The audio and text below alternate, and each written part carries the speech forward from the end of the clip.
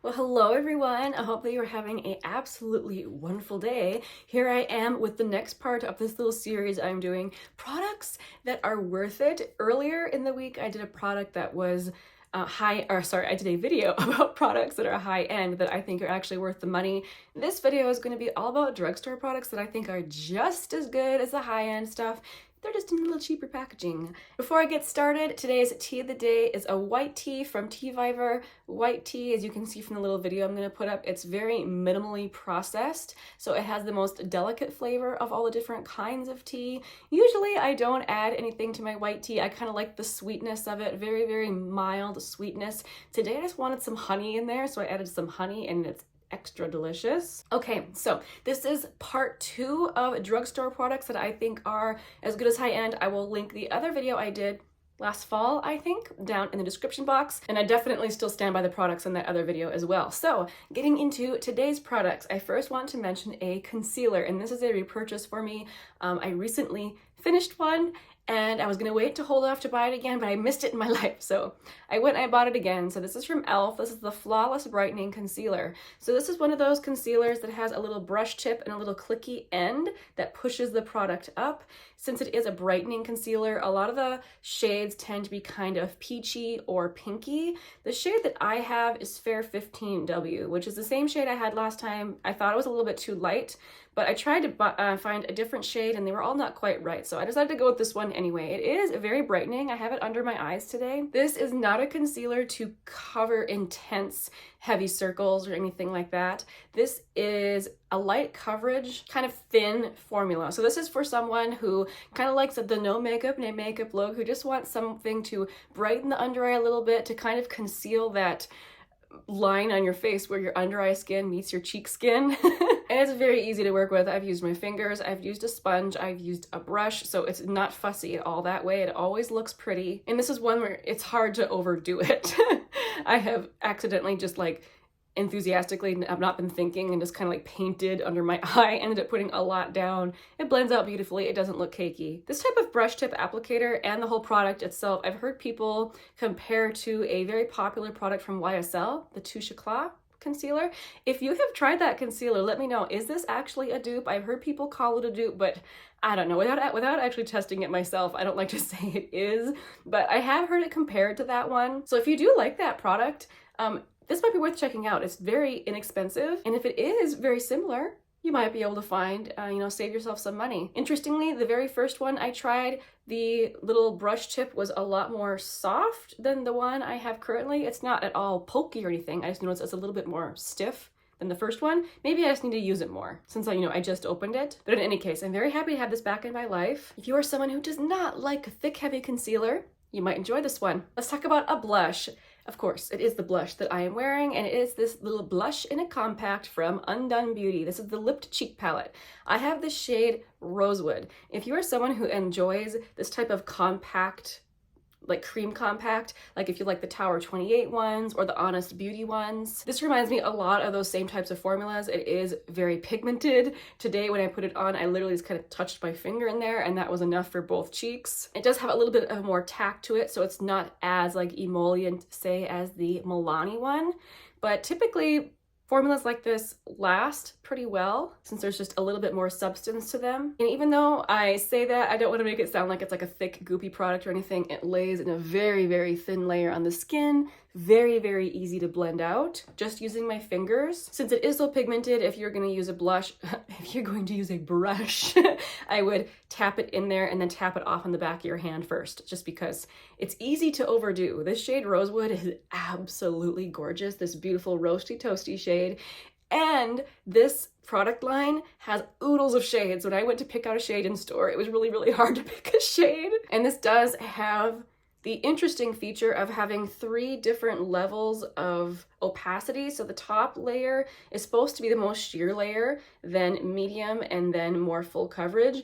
I just used the top more sheer layer today, and it was, again, very high pigment. I know a lot of people when using this just kind of swirl it all together and don't really pay attention, but if you think that's a really cool feature, you can use those little split pans. Even though it's kind of that sticky formula, it does set down. Your face does not feel sticky at all. And I don't see any mica particles in there. It does have a nice kind of natural glow to it just by being a cream formula like this, but there's no mica particles. Only thing that must be mentioned about this, which would keep myself personally from wearing it every day, is it does have coconut oil in it.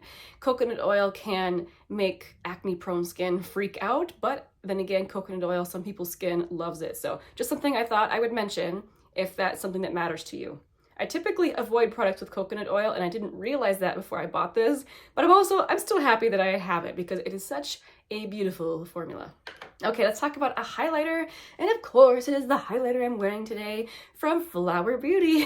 This is the Day Glow Highlighting Glaze. I laugh because I feel like the first time I went to do one of these videos, almost all the products I had picked out were from Flower Beauty. So I was like, no, I gotta spread out the Flower Beauty products between the different videos. So in the first video, I mentioned the bronzer. Today I have to mention this one. So I have the shade Day Glow. Sadly, there's only 2 shades in this formula. Very strange. But if you're someone who is drawn to, say, the Merit highlighting balm, or there's oodles of this kind of balmy highlighters out there, if you're drawn to them but you're just, the price tag is not for you, I would really suggest this one from Flower Beauty. It is absolutely lovely. It gives you that beautiful skincare glow that I love so much from a cream highlighter. And even though it is a balm, I don't notice it making my hair stick to my face or anything. I don't feel like my face is sticky when I use that. I have heard that mentioned by some others who, for that reason, didn't like it. It's just not something that I've ever noticed. So just mentioning that there have been a few people I've heard say that about this product. Flower Beauty, just like with the bronzer, needs to come out with a few more shades of this because it's absolutely beautiful. Okay, let's talk about 2 eye products. I've talked about this product on my channel now for close to 3 years, I think. Or maybe it's 2 years, maybe 3. All I remember is it was one of the first videos I did on my channel where I did an eye swatching of all of these Rimmel Wonder Cloud liquid shadows. If you found my channel because of that video, thank you for sticking around. I'm so glad you're able to find my little itty bitty channel. And yeah, again, thank you just for staying here and hanging out with me for all this time. I still love these. I used the shade Honey Drip today. No, Honey Drop, not Honey Drip, as the base for my eyeshadow look. And just in case you haven't heard about these before, they're kind of a whipped consistency. They're not like a super runny liquid eyeshadow. Therefore, they're super easy to work with. So again, this is the shade Honey Drop. It blends out really easily, like really easily. And when they blend out, they actually become quite sheer, which I personally prefer. That way I find it much easier to control. You can add more product on top of it if you feel like you need more color. For me personally though, that is fine for a sheer wash of color to start an eyeshadow base. I love how using your finger with this, you're gonna get a nice feathered edge, just like if you had spent a while trying to blend out a powder matte. But the nice thing about these is that they are fabulous to pair with other cream shadows. They work really great as eye primers and they make other cream shadows last longer. So looking at that, you can see it's got kind of a velvety finish, zero mica, completely matte. I'm trying to think of a person who wouldn't enjoy these. Maybe someone who really wants a lot of pigment in their liquid shadows. But I don't think I've met another liquid shadow that's easier to work with, which gives it major points in my book. And to be honest, if I want to add even more pigment than this can even do, I'll just use a powder shadow over the top. But this is a great way to begin an eyeshadow look. I think the only one that I don't recommend, I mean, I have all these shades since I did that eye swatching video, but the shade number 5, Chilled Peach, is really light. Like that's it blended out in my hand there, which is fine if you have very fair skin, but just looking at it, I feel like if someone with deeper or even medium skin tried this, it would look kind of chalky or ashy. So for that reason, I would beware a little bit of this shade. Have you guys tried these? Do you love them as much as I do? Please let me know down in the comments. I know I keep talking about these, but I'm gonna keep talking about them as long as they're available. I think that they're wonderful and kind of a hidden gem because you can't really find these in the store.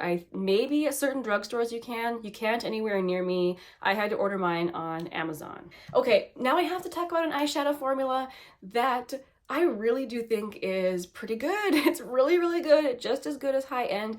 That's Colourpop. So I just have this one out. This is the Roaring Hearts palette. My friend just gave me this one and it's already discontinued. Like Colourpop, it's what they do. But this one is like 20s themed, Roaring 20s themed. And this is the color story. Super beautiful. I just used this shade and this shade today. I have often thought that if someone wanted a larger single shadow collection to create their own custom little palettes, but they didn't want to spend $5 per single shadow from like indie brands, I have thought it would be a really cool thing to buy those mega palettes from Colourpop. They have so many of them and they're all so beautiful and they're all magnetic. So all of them can be pulled out of their packaging. Like if someone just wanted a whole bunch of magnetic pans, I think that'd be like the way to go. The Colourpop eyeshadow formula can be very pigmented. Sometimes it can vary from palette to palette, but in general, I have found them to be very pigmented. I take a really, really long time to hit pan in a Colourpop matte. They can be a little bit dusty, but again, not something that bothers me because they blend out so beautifully. And again, they have a variety of different metallic and shimmer shades as well. Sometimes in their palettes, they'll put super shock shadows, which are always fun, super wet looking and pretty. And other times they have, you know, your general metallic shades. I find the Colourpop shadows wear really well on me. They do not crease, which is a problem I often find with eyeshadows in general. So after having tried out lots of different high-end and indie formulas, I would absolutely say Colourpop is just as good as high-end formulas, or sometimes even better. I think it's better than Urban Decay, for instance, in the formula in their Naked palettes. Anyway, so there you have it. 5 products that I think are just as good or sometimes better than high-end.